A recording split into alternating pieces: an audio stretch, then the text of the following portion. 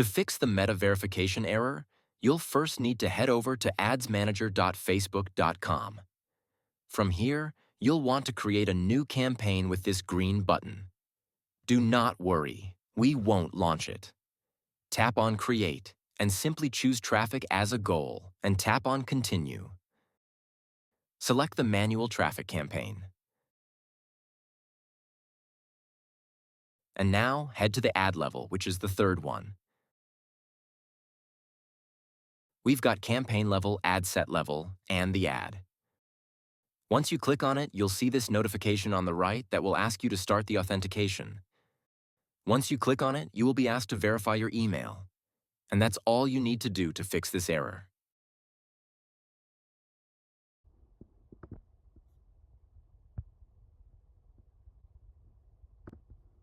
If you've reached this stage and the error hasn't shown up, we'll need to push the campaign live. Again, don't worry. As long as you pause it afterwards, the campaign won't spend as it takes some time for them to get approved. Let's complete the missing fields like website, add an image, and headlines.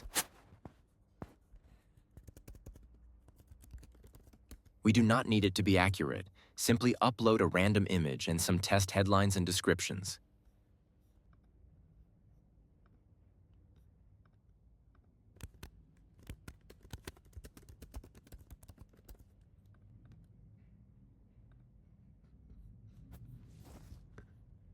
Now when we push it live, any missing requirements will pop up.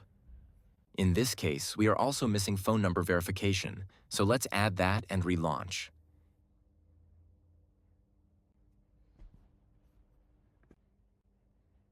If anything else is missing, Meta should display an error like the one we're seeing. From here, you should be able now to see the authentication error and the button to fix it.